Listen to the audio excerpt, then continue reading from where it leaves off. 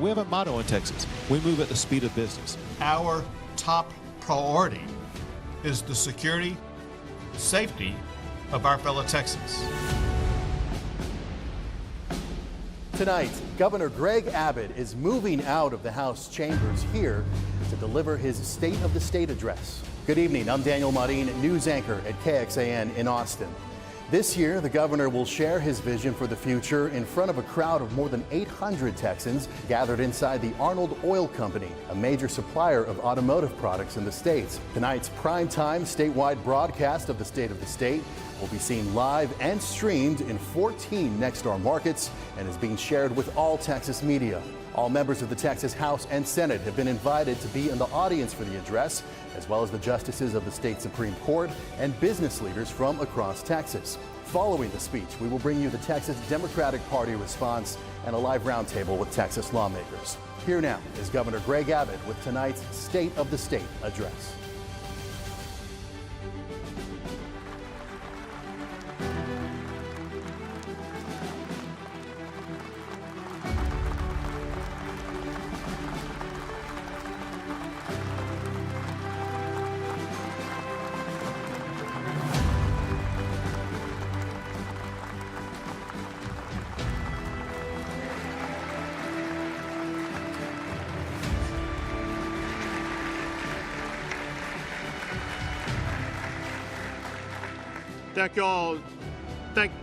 Thank you all very much.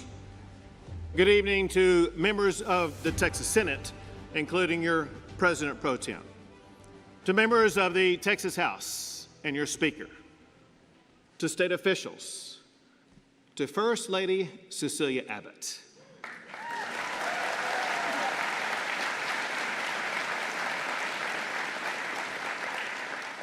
members of the judiciary, and to my fellow Texans.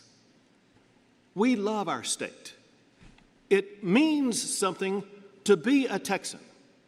No state provides the opportunity that Texas offers. Businesses like Arnold Oil have seized that opportunity. Tonight I'm at their headquarters in Austin. It's an 85-year-old family business. They supply auto products, lubricants, power equipment, and a whole lot more. As Jim Arnold says, they supply anybody with a wrench in their hand. The Texas economy is thriving because of Arnold Oil and thousands of businesses just like it across our great state.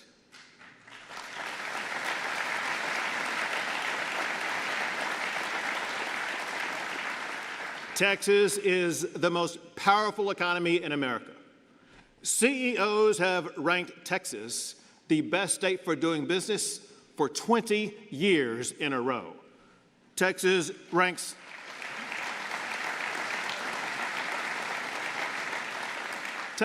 number one for the most new jobs.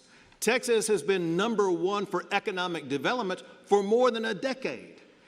Texas is the number one best state to start a business. Texas is the blueprint for the future of America. We rank number one for technology and innovation. We rank number one for semiconductors that power things you use every single day. We created a space commission to boost space exploration in Texas from NASA to SpaceX to Blue Origin and far beyond. We added new business courts that swiftly deal with complex business litigation. Business is booming so much, we now have our own stock exchange, the Texas Stock Exchange.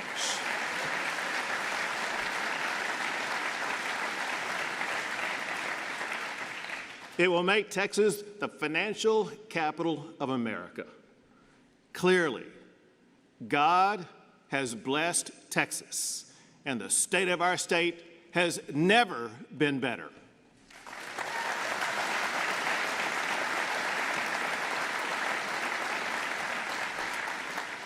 But we know that more must be done to ensure that prosperity reaches every Texas family and every Texas business. That's why I created the Small Business Freedom Council to require all state agencies to slash rules, fees, and regulations.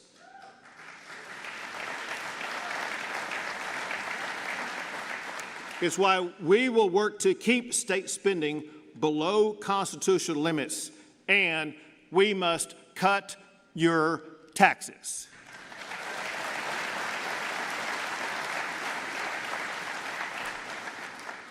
A lot of Texans are facing an affordability crisis. Last session, we slashed your property taxes. But for many Texans, those cuts were wiped out by local taxing authorities that hiked your property taxes even more. That must end this session.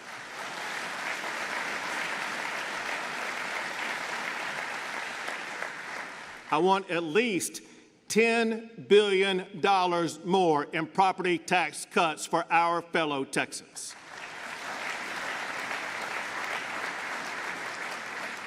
But here's the deal. That will only work if local authorities cannot use loopholes to jack up your property taxes like Harris County did. They increased your property taxes by more than 10% last year. Loopholes that increase your property taxes must be closed. No taxing entity should be able to raise your property taxes without a 2/3 approval of voters. No approval, no new taxes.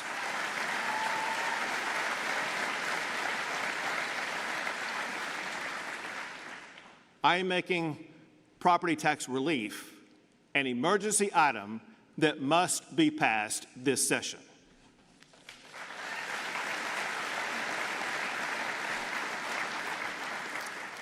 We also need to make housing more affordable. We need to make it easier to build, slash regulations, and speed up the permitting process. To make it more affordable to live in your current home, we should offer a 1-year tax exemption on home improvements like heating and air conditioning. Helping families also means improving health care for our fellow Texans. That includes expanding access and funding for mental health, especially in rural Texas.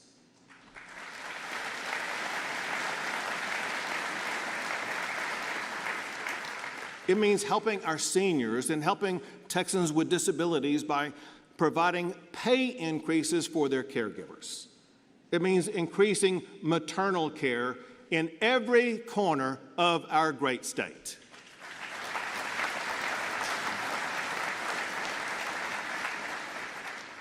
An issue that affects every family and every business is water. Some of our water supplies are drying up. Many communities have broken and leaking water pipes. Agriculture producers in the Rio Grande Valley and out in West Texas, they don't have water to be able to grow their crops.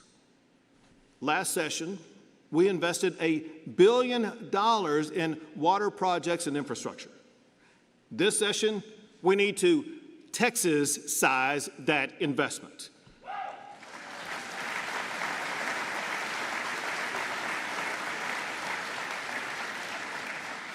Working with Senator Perry and Representative Cody Harris, we're going to put Texas on a path to have plenty of water for the next 5 decades. We will make the largest investment in water in the history of the state of Texas. We will tap into new water supplies.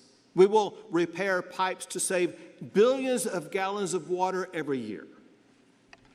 This generational investment in water is so important, I am declaring it an emergency item this session.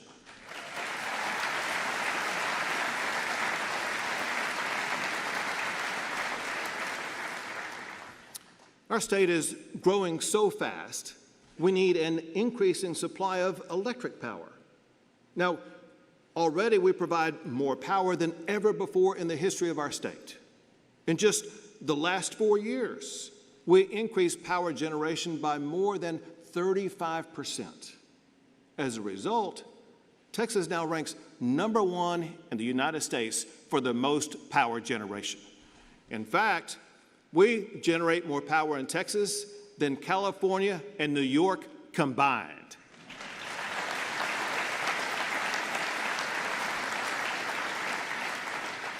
And we're not done yet. Last session, I signed a law to add 10,000 new megawatts of power to our grid. That's enough to power more than 2 million homes. We must add more power this session to better fortify our grid. And it is time for Texas to lead a nuclear power renaissance in the United States of America.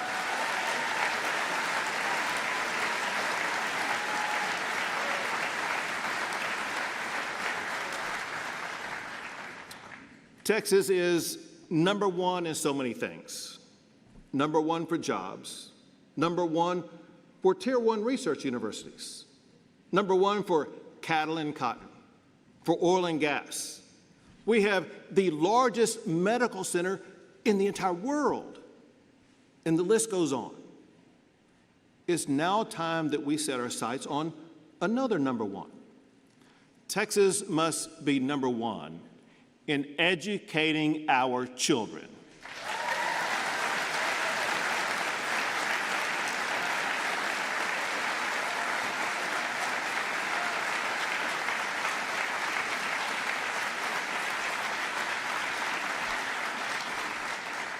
There are 3 pillars to reach that goal, all of which must be achieved. The first pillar is empowered parents. Parents are a child's first teacher. Schools must work for teachers, for parents, not the other way around. Schools must respond to parents' concerns, and parents should be empowered to choose the school that's best for their child.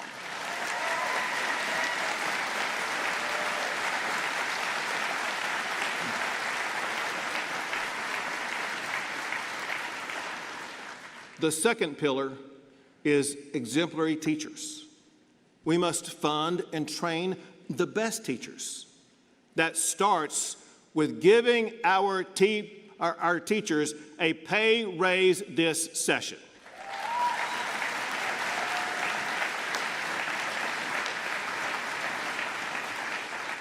To increase teachers' average salary to an all-time high, I'm declaring teacher pay an emergency item this session.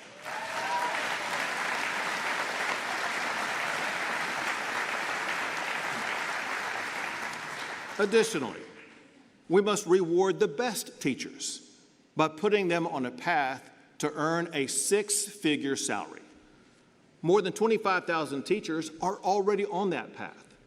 We must expand that merit program to every school district in the entire state. And to keep great teachers, we need to restore discipline in our schools.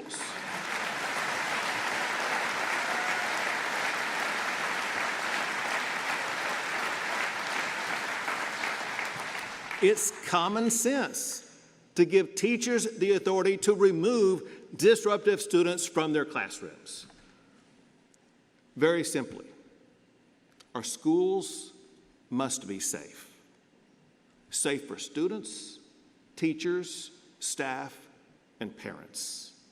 To make sure they are adequately safe, we must invest $500 million more to better secure our schools.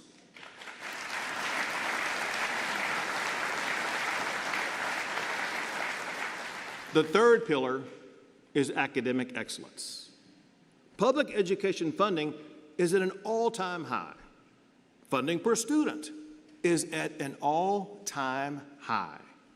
But improving education requires more than just spending more money. It requires high-level instruction and better curriculum. Schools must focus on fundamentals, reading and writing, math and science, and of course, our country's founding documents.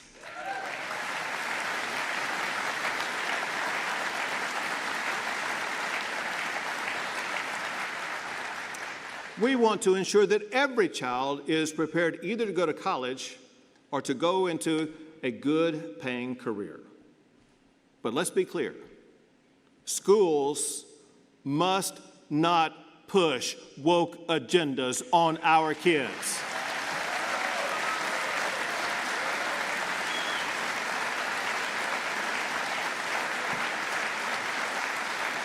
Our schools are for education, not indoctrination.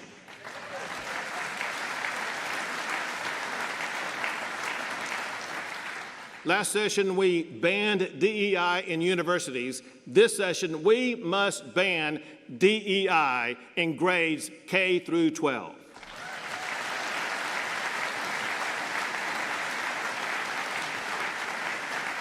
And no boys and girls sports, period.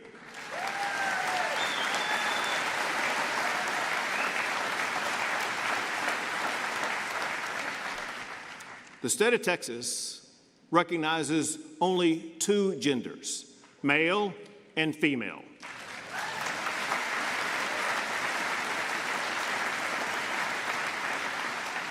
Any educator who tells students that boys can be girls should be fired on the spot.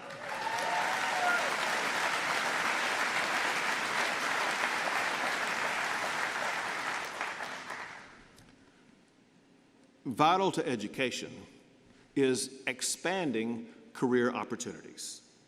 That includes expanding career training in our schools.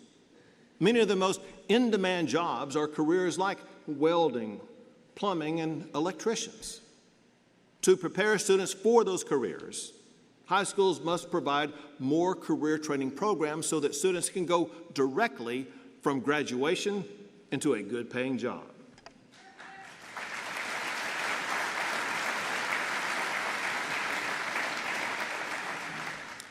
Rhea Raybold, who's with us here tonight, is a great example of this. Rhea, she took welding at Gerald High School. After more training at Texas State Technical College, her welding work was featured in the Yellowstone TV show.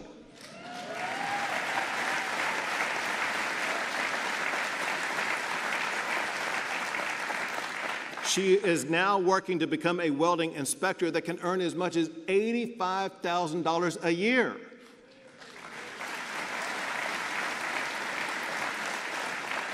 And she's only 18 years old.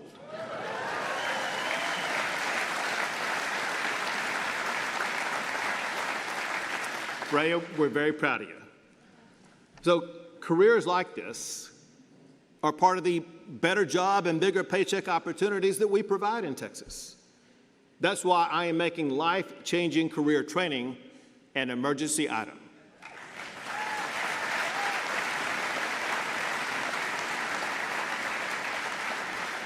I will work with Senator Schwartner and Representatives Keith Bell and Gary Gates on this much-needed legislation.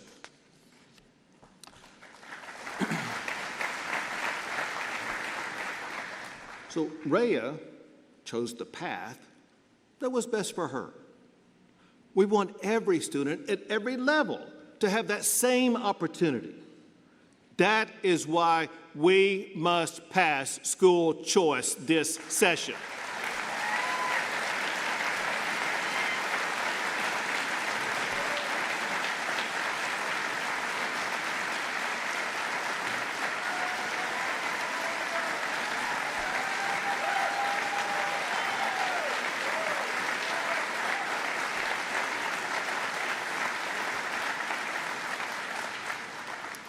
Government-mandated schools simply cannot meet the unique needs of every student. But Texas can provide families with the choices to better meet those needs. The majority of Texans support school choice. More than 30 states already have a form of school choice. We're going to continue to fully fund our schools, as well as provide teachers with a pay raise. We can do that while also giving parents the choice they deserve. And the fact is, education savings accounts have already succeeded in Texas. In 2020, I created a pilot program for special education students. Then in 2021, a bipartisan supermajority of the legislature expanded that program. It provides $1,500 grants for tutors and other support services that help students thrive. One of the successes of that program is with us tonight. Jeremiah Kimmel is a student with autism from rural Bell County. That program helped Jeremiah improve at school as well as in his daily life. His grandmother said that it's huge that she could have a say in the education that was right for Jeremiah. Like Rhea and Jeremiah, every child deserves the education that's best for them. It is time to expand that same opportunity to every family in the great state of Texas.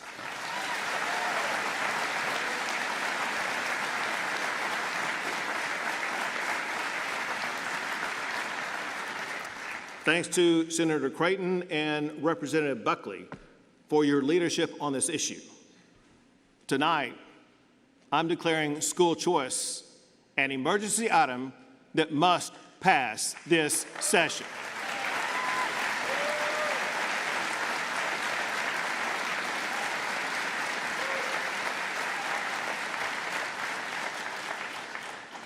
For Texans who want to go to college, we must ensure that it's more affordable and more accessible. Our public universities must also be more accountable. College professors have increasingly pushed woke agendas that have too much influence over who is hired to educate our kids. We need legislation that prohibits professors from having any say over employment decisions.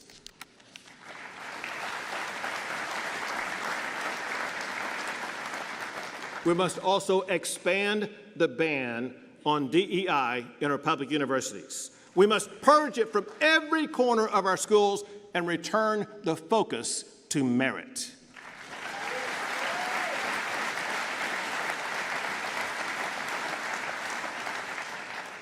I've ordered all state agencies to eliminate DEI. Now we need a law that bans DEI from any entity that receives taxpayer dollars.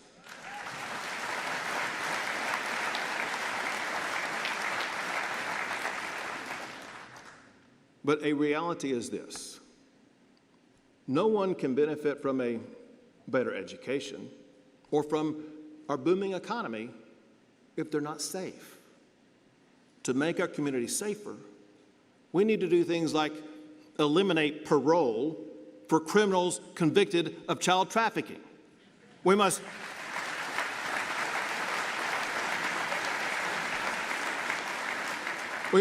deny bail to criminals charged with capital murder and other heinous violent crimes.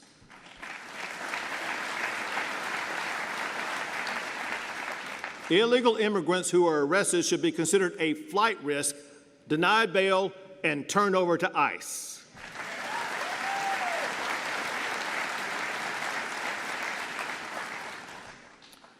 Activist judges simply have too much discretion to let repeat offenders out on bail, only to see them harm more Texans. Many innocent Texans, including Harris County Deputy Constable Omar Urson, have been murdered by criminals let out on bail from a prior murder charge. Deputy Urson's widow, Whitney, is with us tonight. Whitney,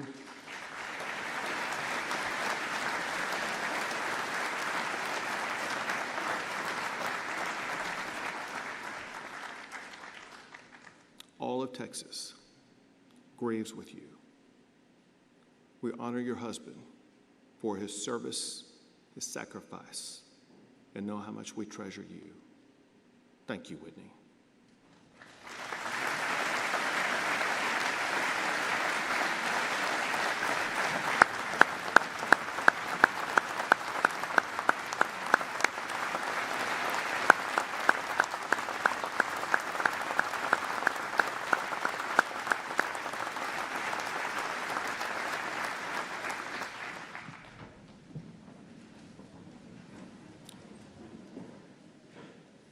to our lawmakers.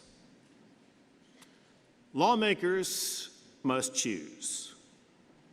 Support the safety of the citizens they represent or the criminals who kill them. Thanks to Senator Huffman and Representative Spiller, this legislation will save lives. I am making bail reform an emergency item this session.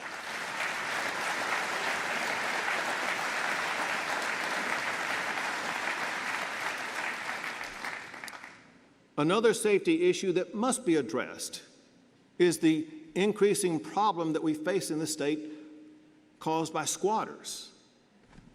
Private property rights are a cornerstone of our values and our legal system. It is against the law to live or stay on somebody's property without their permission. We need stronger laws to immediately remove and prosecute squatters in Texas.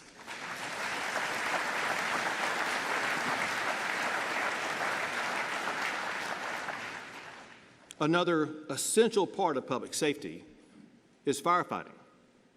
This session, we must ensure that our firefighters have the tools they need to better fight fires, like air tanker planes and more funding for local firefighters across our state.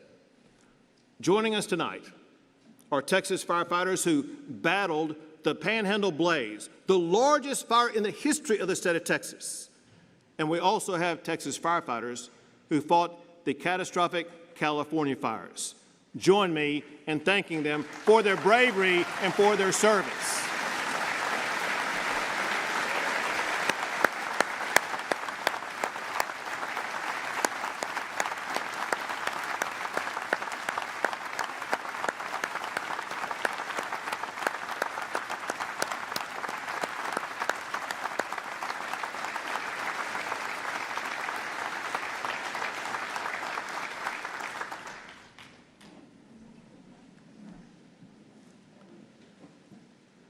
As the world becomes more complicated and more dangerous, we must protect our state from hackers and hostile foreign actors. Just in the last 2 weeks, we've seen one of our cities, a hospital, and a major business all hit by serious cyber attacks. That's why I'm announcing an emergency item to create the Texas Cyber Command.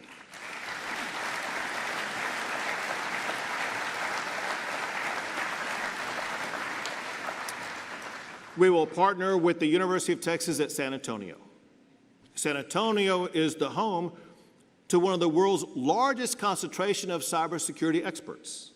We must harness those assets to protect against threats from China, Iran, Russia, and other foreign enemies. They could cripple our power, our water, and our communications with cyber attacks. We must deploy cutting-edge capabilities to better secure our state. I thank Senator Parker and Representative Capric-Leon for their leadership on this issue.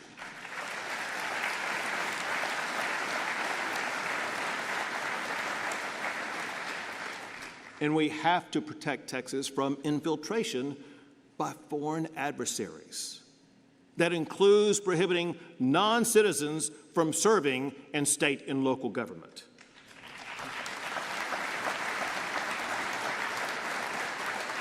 It means prohibiting hostile foreign nations and their agents from buying land in Texas.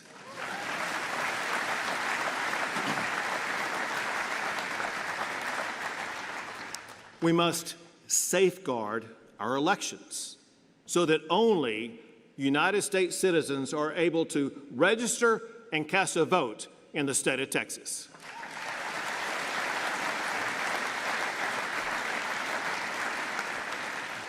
And I support Senator Hughes's election integrity bill to restore power to our Attorney General to prosecute election violations in Texas.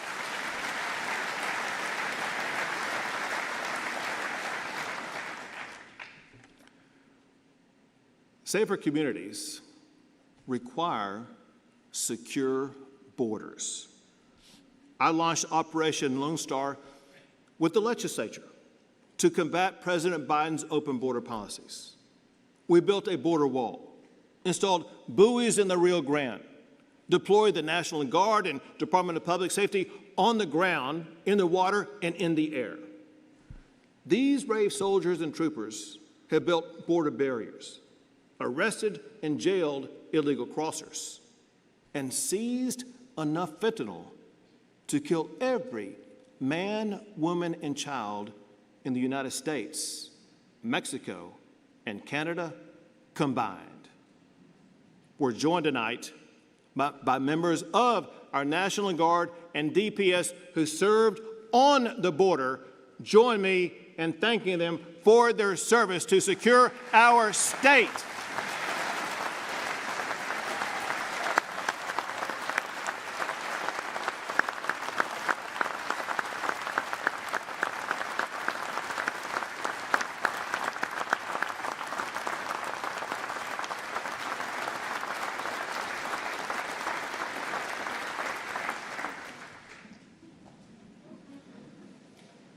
I also declared an invasion at the border.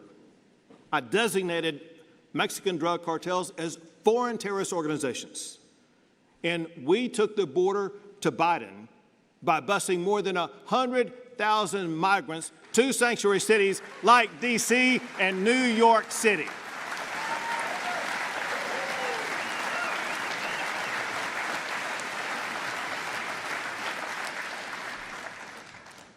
But none of those tactics would have been possible without funding by the legislature. Together, our efforts reduced illegal crossings into Texas by more than 85%.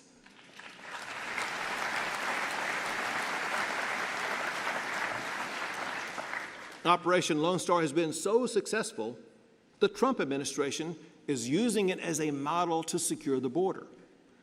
Finally, we have a president who will partner with Texas to deny illegal entry.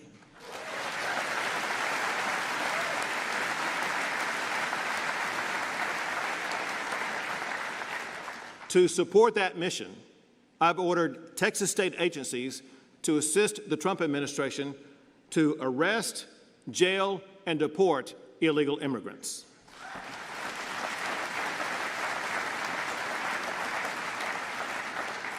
Now, we must also require cities and counties across the state to fully cooperate with those efforts.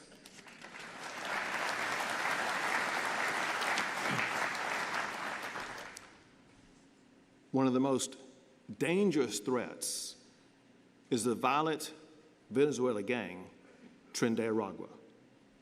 They take over empty apartments and hotels. They traffic women, children, and drugs. I declared them a foreign terrorist organization.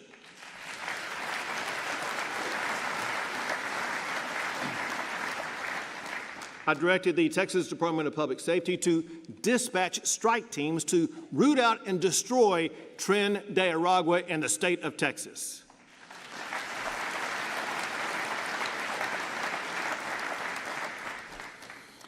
Their violence has taken the lives of innocent Texans.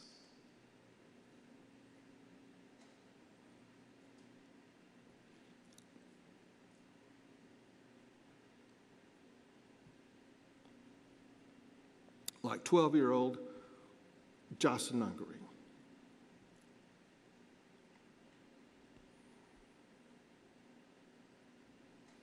She was brutally raped and murdered by two illegal immigrants with ties to Tren de Aragua. Her mother, Alexis, is with us tonight. Cecilia and I are so sorry for your loss. Justice for Jocelyn demands action. I demand legislation imposing the death penalty on anyone convicted of murdering a child like Jocelyn.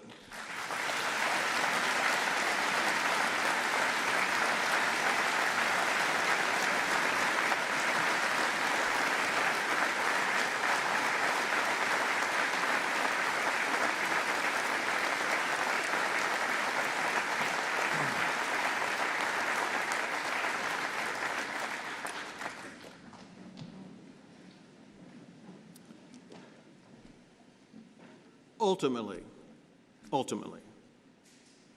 our task this session is to be guardians of freedom. Freedom will persist as long as we protect it. Freedom stokes self-determination to achieve things once thought impossible. Freedom is the power that turned ashes at the Alamo into victory at San Jacinto. Freedom is the force that has propelled Texas to global economic dominance.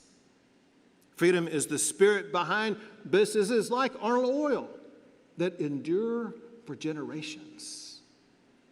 Freedom is the inspiration that drives students like Rhea and Jeremiah to choose the path that's best for them. More than anything, it is freedom that will make Texas stronger, safer, and more prosperous than ever before in the history of our great state. May God bless you all, and God forever bless the great state of Texas.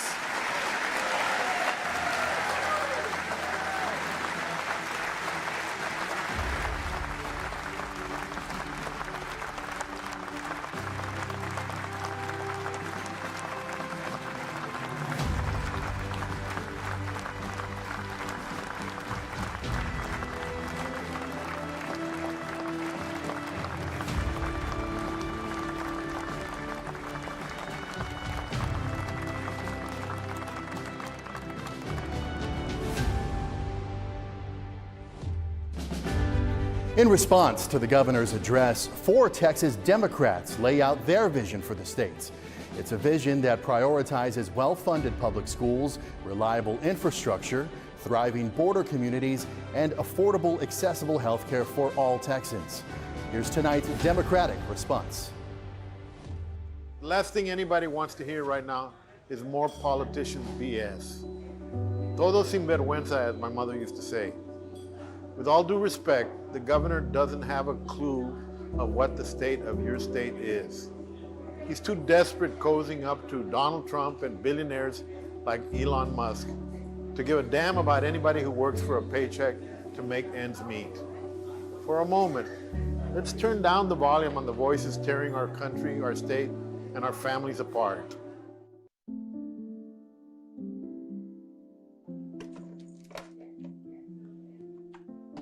The state of my state looks like a constant state of anxiety. I'm a doctor, and I knew I wanted to be an OBGYN as far back as I can remember. Through years of medical school, residency training, and working in a hospital, I've supported countless women with complicated pregnancies. But Governor Abbott and Texas Republicans have made it nearly impossible for me to do my job.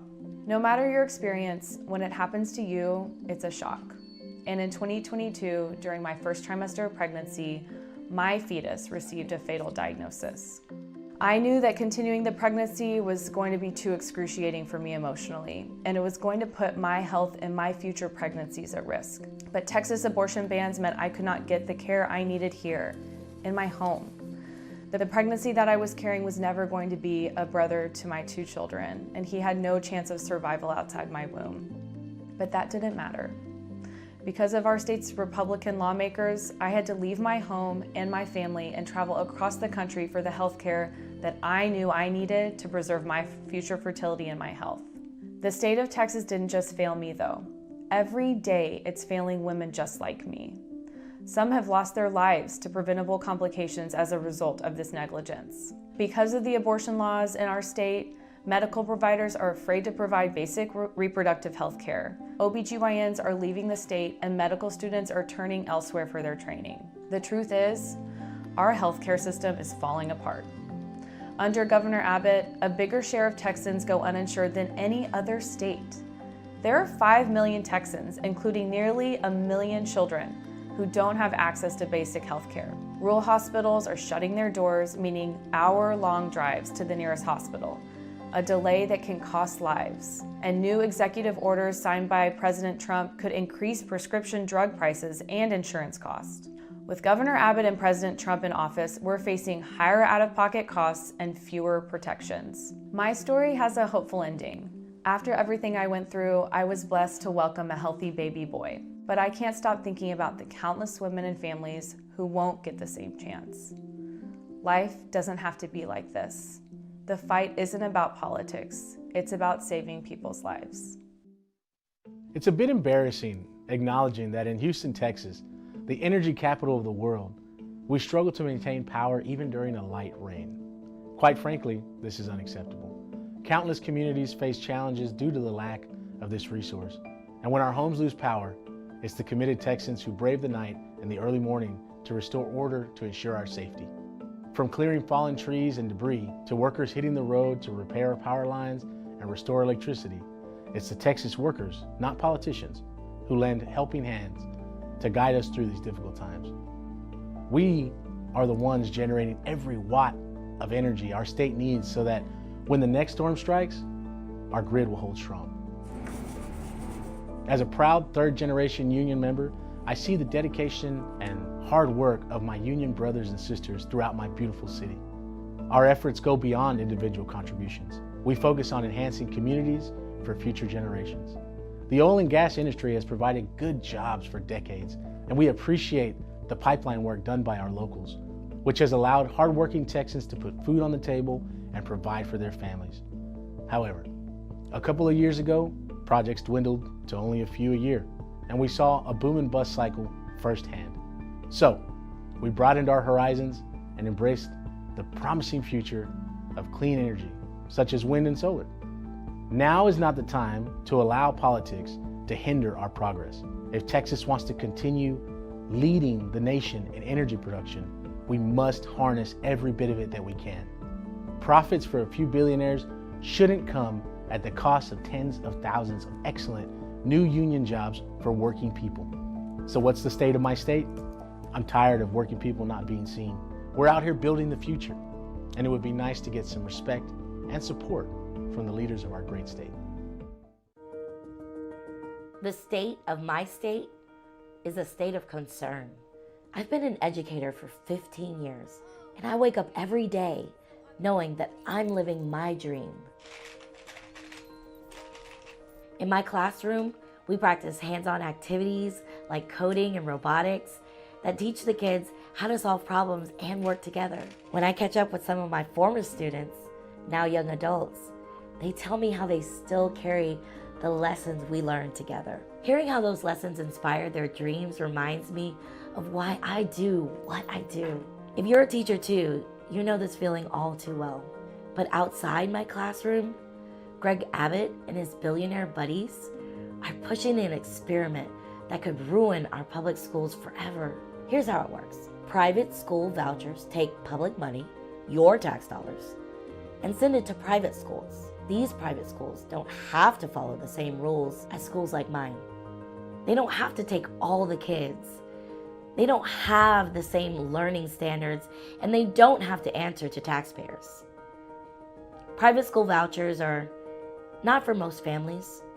They're for wealthy families who already send their kids to private schools. The rest of us, we're left with fewer resources for the public schools our kids depend on. If Greg Abbott signs the school voucher bill, public schools will have less money, which means bigger classes, lower teacher pay, and fewer resources for students. Kids with disabilities, kids in rural areas, and vital school programs will suffer the most. Instead of giving public money to private schools, we should fully fund public schools. That means paying teachers what they deserve, keeping classes small, and making sure that every kid has a chance to succeed, no matter where they live or how much their family makes. For me, the choice is simple. Public schools are the heart of our communities. Let's keep them strong. Our kids, our families, and our future depend on it. The Texas where we invest in teachers, strengthen neighborhood schools, and make sure that every child has a chance to dream big.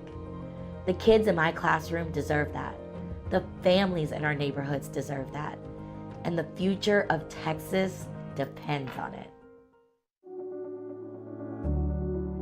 In just a few weeks, the Rio Grande Valley is going to celebrate Charro Days. It's beautiful, está hermoso. This is the real Rio Grande Valley. The horses the marching bands, the food. It's a vibrant celebration of the bond between Texas and Mexico. It's about what makes us Texas, about our proud history as family and good neighbors. The fact is, Texas can only thrive if our relationship with Mexico is strong. Donald Trump, Greg Abbott, they don't know a thing about it. Plus, the price of a taco is going up because of their nonsense.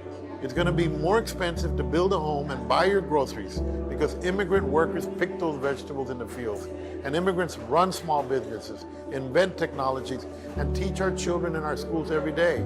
You look around and billionaires like Elon Musk get everything they want.